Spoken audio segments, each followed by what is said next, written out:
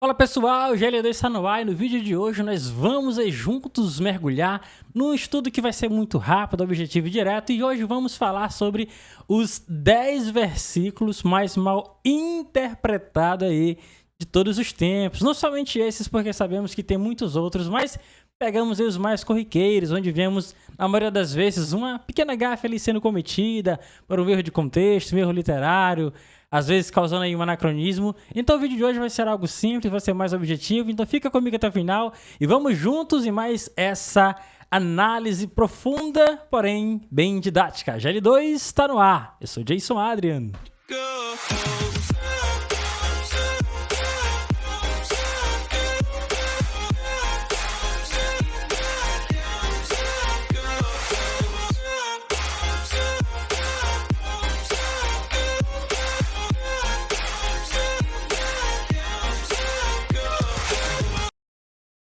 Pois bem, pessoal, estamos aqui dando início a mais esse vídeo. Hoje o assunto é esse aí mesmo que está na tela, os 10 versículos bíblicos mais mal interpretados de todos os tempos. Os versículos onde as pessoas geralmente têm ali uma interpretação. E para entendermos isso, nós sabemos que a interpretação bíblica não é o que eu acho, não é o que eu penso, não é o que eu ouvi falar. Por quê? Porque a interpretação bíblica, ela é uma só.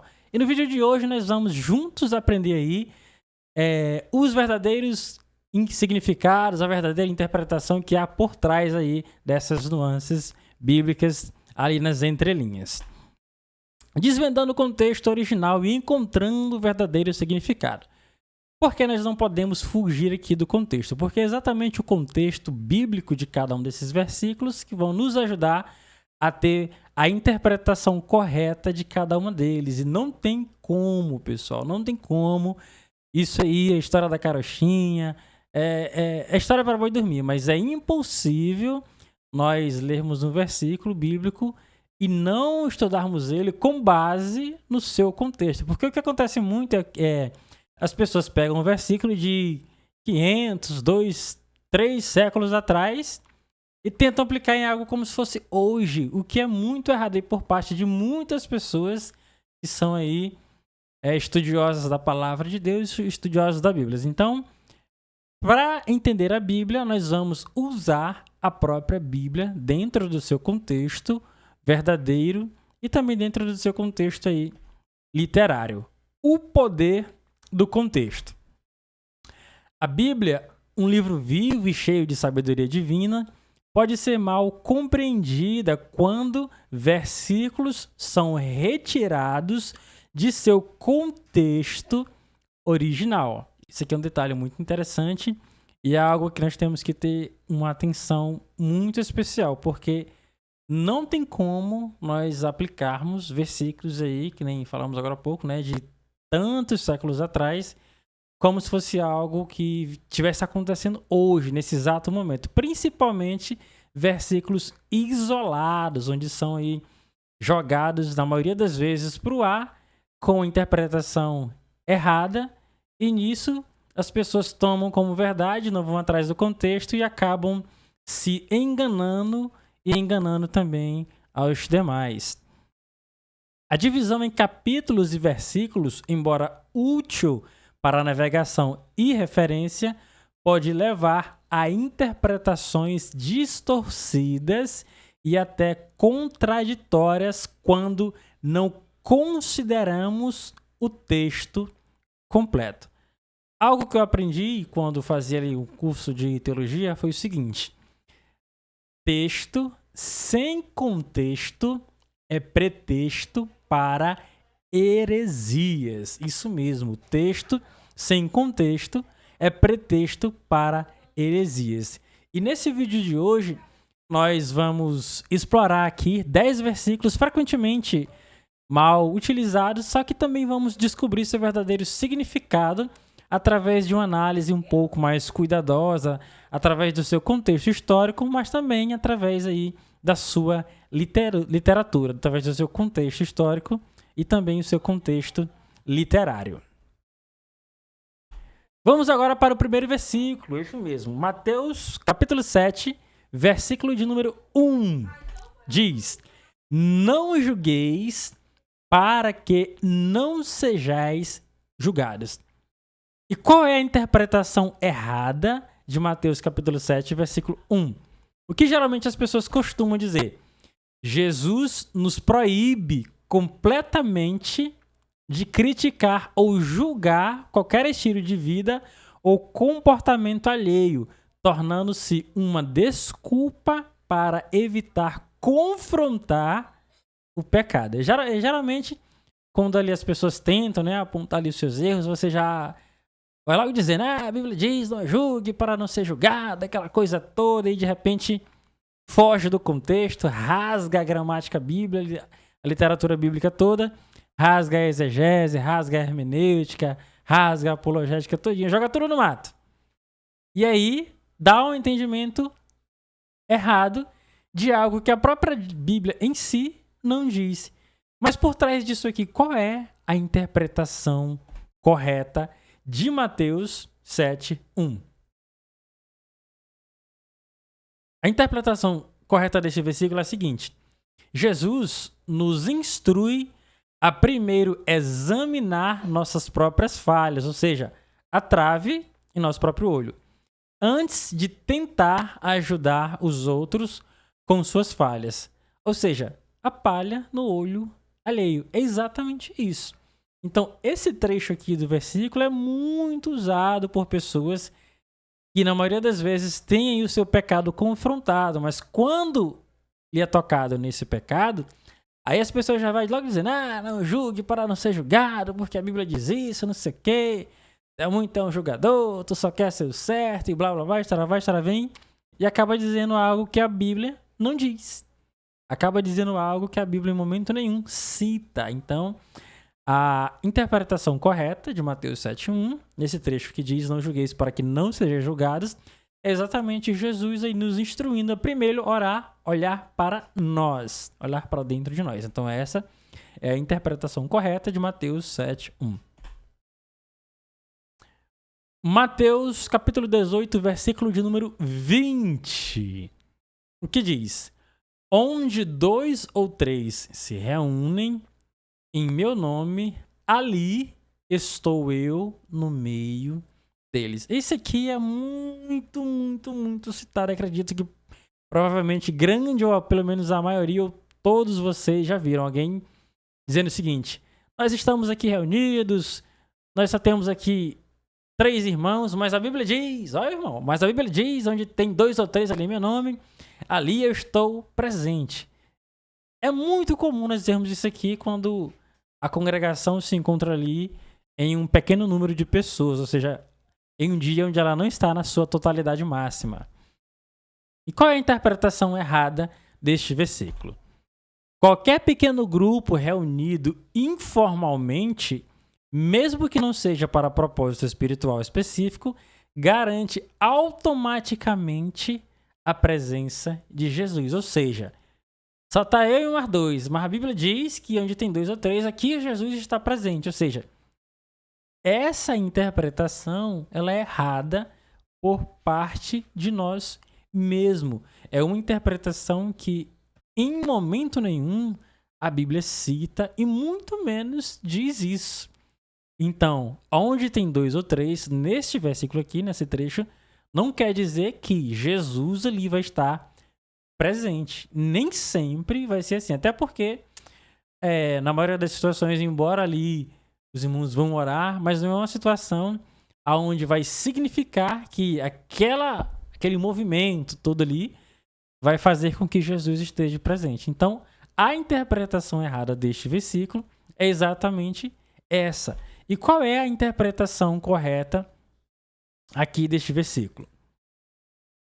Esse versículo está inserido em um contexto de disciplina e reconciliação na igreja. Ou seja, são pessoas ali que vão testemunhar algo que aconteceu, e essas 2 pessoas são exatamente esses 2 ou 3 que Jesus fala, reunidos em seu nome, para se desculparem, para se entenderem ali de uma forma justa. E é isso que a palavra nos ensina. Ou seja, A presença de Jesus ela é prometida em reuniões com o propósito de resolver conflitos, mas também buscar a vontade de Deus em comunidade. Tá bom? Vamos para o próximo versículo.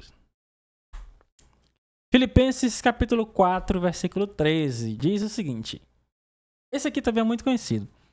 Tudo posso naquele que me fortalece. E qual é a interpretação errada de Filipenses 4, 13? Geralmente as pessoas dizem o seguinte. Aqui é uma declaração universal de que podemos alcançar qualquer objetivo material ou pessoal que desejarmos, desde que tenhamos fé suficiente e positiva para crer que Deus vai me dar poder e autoridade para eu alcançar esse desejo que é meu. Então, essa aqui é uma interpretação muito errada a respeito deste versículo. Por quê? Porque Filipenses 4,13 não está dizendo isso. Ou seja, tudo posso naquele que me fortalece. Ah, você pode fazer todas as coisas, porque Deus é quem te fortalece, Deus é quem te sustenta, Deus é quem faz isso, aquilo.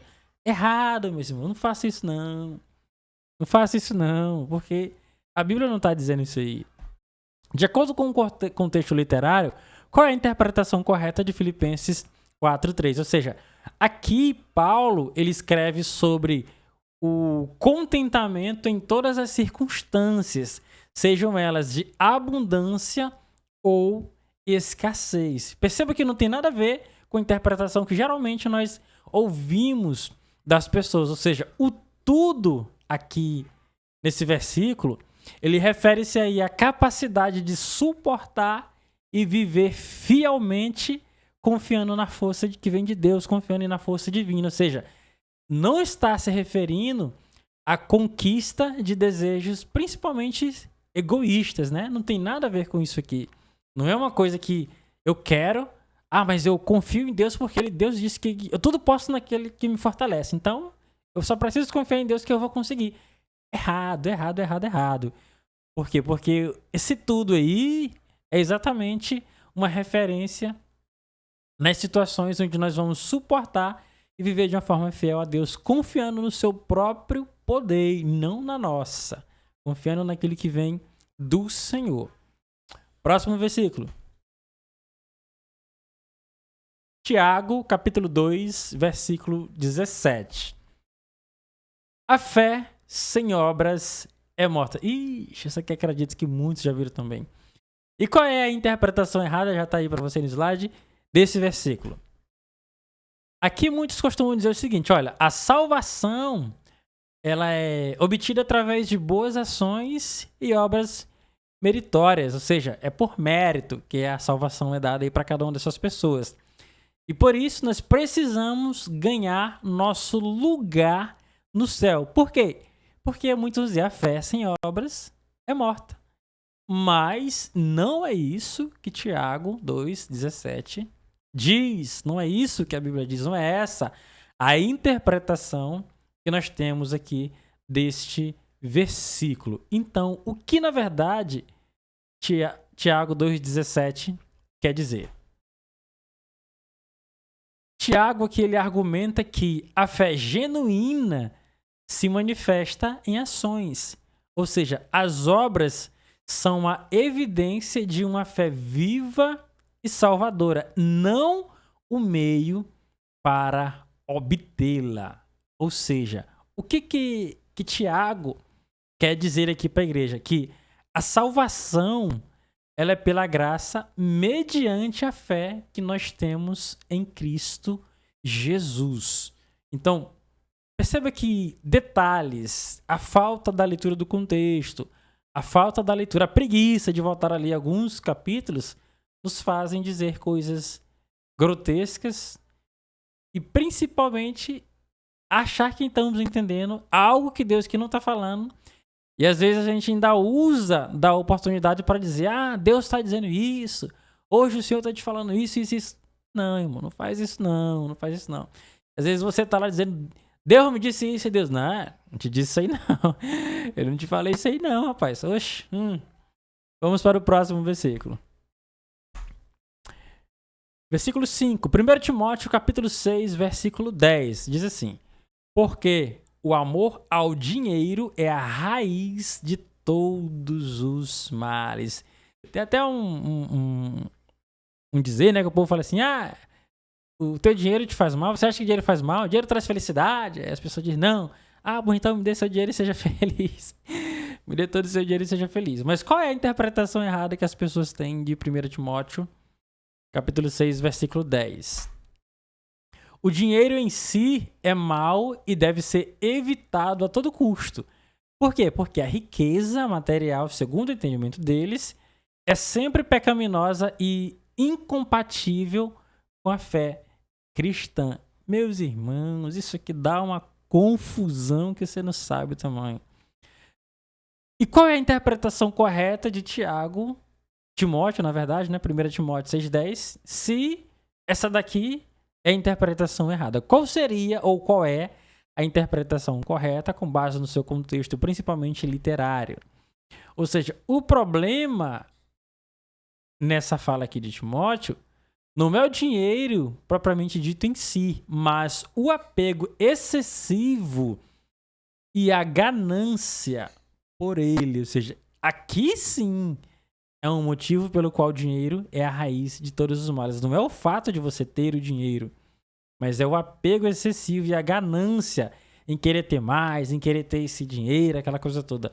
Por quê? Porque o amor ao dinheiro, a obsessão materialista, é exatamente o que leva a ações pecaminosas e principalmente ações destrutivas. Ixi, eu botei a câmera, na verdade, aí ficou um pouquinho no meio aí, né? Ficou no meio do versículo, mas vamos junto, vamos embora, bora pra frente. É o amor excessivo ao dinheiro e a ganância que faz com que o dinheiro venha a ser uma raiz de todos os males, tá bom? Vamos para o próximo versículo. Mateus capítulo 10, versículo de número 34. O que diz? Não vim trazer paz, mas divisão. Ixi, isso aqui, principalmente se você falar direto sem vírgula. Não vim trazer paz, mas divisão. Ixi, aí é que fica mais mal interpretado ainda. E qual é a interpretação errada por trás desse versículo? Jesus veio para causar conflito e discórdia intencionalmente entre as pessoas, promovendo a desunião como parte de seu plano. Isso aqui para quem é um cristão genuíno, para quem tem um pingo de noção bíblica, de exegese, de hermenêutica, de apologética, já vai de cara descartar esse tipo de interpretação, porque não vai fazer parte aí da sua análise e estudo. E qual é a interpretação correta deste versículo? Jesus, aqui ele está falando sobre a divisão que sua mensagem pode causar entre aqueles que o aceitam e aqueles que o rejeitam. É exatamente essa a divisão que Mateus está tratando aqui nessas pessoas, ou seja, levando aí a conflitos familiares, a conflitos sociais, principalmente por causa da fé, porque um vai crer de um jeito, o outro vai crer de outro, e nisso aí vai acabar causando um conflito entre famílias, entre a sociedade, entre os irmãos, dentro do templo, na congregação, porque um vai dizer que é assim, outro vai dizer que é desse jeito, e ninguém vai chegar num acordo comum, e aí vai acabar gerando muito conflito. Ou seja, é exatamente por isso que leva a esses conflitos familiares e sociais, exatamente por causa da mesma fé, ou pelo menos é o que deveria ser. E isso é exatamente o que leva a ações pecaminosas, ações destrutivas, e não como um objetivo, né, em si. Ou seja, essa divisão não é o objetivo aqui de Cristo Jesus, mas é exatamente a aceitação ou não daquilo que o Senhor fala, entre aqueles que rejeitam, mas principalmente aqueles que aceitam, porque com aqueles que rejeitam vão causar esse conflito de entendimento, de interpretação, e cada um vão seguir a sua fé do seu jeito, e aí vão fugir do objetivo da mensagem e causar esses conflitos, principalmente conflitos familiares. Vamos agora para o versículo 7, aí o próximo versículo. Números 23, 19. Deus não é homem para que minta. Inclusive tem até um outro vídeo, né, que nós já estudamos aqui no canal a respeito deste versículo, onde aqui em Números 23:19 fala que Deus não é homem para mentir, mas porém a Bíblia também fala que Deus se arrependeu, né? E aí, Deus se arrepende ou não se arrepende? Acesse aí, entra no canal, acesse o vídeo, dá uma olhadinha lá que você vai descobrir a verdadeira mensagem que há por trás aí desse versículo e o que na verdade ele quer dizer com base ali no seu contexto histórico, também não descartando as línguas originais, porque nesse caso apenas elas é que vão nos ajudar a entender aqui este versículo. Deus não é homem para que minta. Qual é a interpretação errada? Deus nunca mudaria de ideia ou se arrependeria de algo, sendo completamente imutável e incapaz de resposta às circunstâncias ou ao coração humano. Perceba que até é um entendimento que está bem formalizado, é um entendimento que está bem estruturado, porém perigoso, porque não é isso que Números 23:19 quer dizer. Jason, mas se não é isso, o que a Bíblia quer dizer quando ela fala que Deus não é homem para que minta? Qual é a interpretação correta? Ou seja, o contexto aqui de Números 23:19 é exatamente sobre a fidelidade de Deus às suas promessas. Ou seja, ele não mente como os homens, mas ele pode se arrepender, ou seja, mudar de ação em resposta a uma mudança de circunstância ou o coração humano, como visto ali em Jonas capítulo 3, versículo 10, onde Deus dá ali uma ordem para Jonas, de repente ele não aceita a ordem, né? E Deus ali ele não se arrependeu daquilo que tinha falado, né? Não mentiu, mas ele mudou ali a forma de agir para que Jonas viesse a aceitar a mensagem do Senhor. Então aqui em Números 23:19, nós temos aqui esse conflito de ideias, onde nós temos que ter esse cuidado em ver que o que ele quer dizer não é algo como se Deus ali nunca mudaria de ideia, né, ou se arrependeria de algo, mas exatamente o contexto é esse aí que nós acabamos de ver, ou seja, Deus ele não mente como os homens, mas ele pode se arrepender, ou seja, mudar de ação em resposta aqui a uma ação humana, dependendo aqui das circunstâncias, tá bom? Marcos 2:27, que diz: o sábado foi feito por causa do homem, não o homem por causa do sábado. E qual é o entendimento que nós não devemos ter a respeito de Marcos 2:27? Qual é a interpretação errada? O sábado não é importante e pode ser completamente ignorado ou desconsiderado, perdendo toda a relevância para a vida cristã moderna. Esta é a interpretação errada de Marcos 2:27, porque não é isso que ele quis dizer ao relatar aqui esse registro no livro sagrado. E qual é a interpretação correta? Jesus está defendendo seus discípulos por colherem grãos no sábado. Jesus está defendendo seus discípulos por colherem grãos no sábado. Ou seja, aqui Jesus ele afirma que o sábado ele é um presente de Deus para o bem-estar humano, ou seja, ele é um dia de descanso e adoração, e não um fardo legalista que oprime as pessoas, principalmente os fariseus daquela época, né, que se julgavam como aqueles que estavam acima da lei, porém mal eles viviam de acordo com ela. Se achavam acima da lei, mas na verdade não estava nem perto de cumprir a lei naquele momento, naquele contexto da história. Filipenses 3:13, o que diz? Esquecendo o que fica para trás e para o que está à frente. Qual é a interpretação errada a respeito deste versículo? Devemos ignorar nossos erros passados e seguir em frente sem remorsos. Perceba que essa aqui também é uma interpretação muito perigosa mesmo. E é um entendimento que nós, como cristãos em Cristo Jesus, não devemos ter. Mas qual é a interpretação correta? Ou seja, aqui Paulo ele não está falando sobre ignorar os erros, mas ele está falando sobre deixar para trás suas próprias conquistas e justiça própria para quê? Para alcançar a justiça a Cristo. É exatamente isso que essa carta está falando, ou seja, é um chamado para focar na meta espiritual, não em relações ou realizações passadas, tá bom? Não é isso que a Bíblia está nos dizendo, tá bom? Versículo 10, Mateus 26, 41, que a Bíblia diz: Vigiai e orai para que não entreis em tentação. O espírito, na verdade, está pronto, mas a carne é fraca. Esse aqui, irmão, para quem gosta de pecar, é o primeiro escudo que ele encontra. Ah, eu errei porque a carne é fraca, eu errei porque... Não, mentira. Ninguém erra porque a carne é fraca. As pessoas erram, eu erro, né, porque eu quero. Eu errei porque eu escolhi errar. Eu errei porque eu desejei, pensei, mentalizei e decidi errar.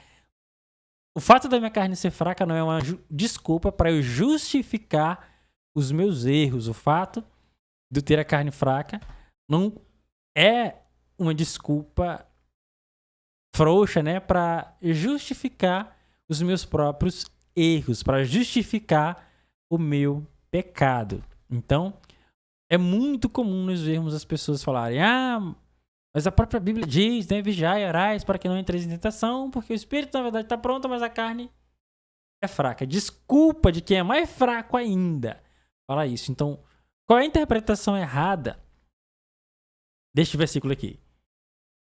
Uma desculpa para falhar em resistir à tentação, pois é impossível controlar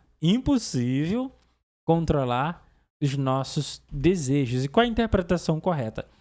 Jesus diz isso aos seus discípulos no Getsêmani, exortando-os a vigiar e orar para não caírem em tentação. É exatamente isso que diz Mateus 26, 41. Ou seja, aqui a frase ela reconhece a fraqueza humana, mas é um chamado à vigilância e dependência de Deus, não uma resignação, né? Não aí um desejo fraco, uma desculpa para falhar. E com isso nós finalizamos o estudo de hoje. Foi algo bem simples, bem objetivo, de 10 versículos onde geralmente é muito mal interpretado. E a conclusão que nós temos disso tudo é a importância vital do contexto. Nunca leia a Bíblia, nunca externe, né, um versículo aí para dizer aquilo que você pensa, para dizer aquilo que você acha que é. Não faça isso não, porque o contexto é vital em toda e qualquer explicação bíblica. Por quê? Porque somente a Bíblia pode estudar a própria Bíblia, explicar a própria Bíblia. E lembre-se do que aprendemos lá no início. Texto sem contexto é pretexto para heresias. Aprendi isso ali no meu curso de teologia no IBEM. E um dos primeiros pontos que nós podemos destacar aqui é que a interpretação correta da Bíblia ela exige um estudo cuidadoso do contexto histórico, cultural e principalmente literário. Porque às vezes as pessoas elas são tão literais que acaba dizendo aquilo que a Bíblia não falou em momento algum. O segundo ponto que nós podemos aprender com isso aqui é evitar a distorção de versículos e nos proteger de falsas doutrinas e nos ajuda a compreender verdadeiramente a mensagem de Deus. É isso que aprendemos quando nós analisamos e vemos essa importância vital do contexto bíblico dentro dos versículos inseridos na Bíblia e também dos versos, nos casos dos livros poéticos. E um terceiro ponto que nós podemos destacar é que possamos sempre buscar a sabedoria divina com humildade e diligência. Ou seja, não é porque você estudou, não é porque você fez teologia, não é porque você tem mestrado que você vai sair dizendo, né, que o meu pastor tá errado, o irmão tá errado, A irmã lhe pregou tudo errado. Não, não faça isso não. Em nome de Jesus, não faça isso não. Teologia não é para você se achar mais do que os outros. A teologia não é para fazer de você um ser superior aos outros irmãos só porque eles não teve o conhecimento ou a oportunidade que você teve. Talvez, naquele tempo, eles não tiveram essa oportunidade. Mas levante a mão para os céus e agradeça a Deus porque você teve essa oportunidade, né, de estudar um pouco mais, de uma forma mais aprofundada a Bíblia. Mas seja humilde também nesse seu aprendizado. Não saia por aí dizendo que tá todo mundo errado, senão o principal errado vai ser você, porque está usando de uma maneira errada o seu conhecimento, aquilo que o Senhor te entregou, tá bom? E com isso chegamos ao final. Esse foi o vídeo de hoje. Até a nossa próxima videoaula. GL2, nos vemos aí no próximo encontro. Deus te abençoe em nome de Jesus. Amém. Valeu. Tchau, tchau.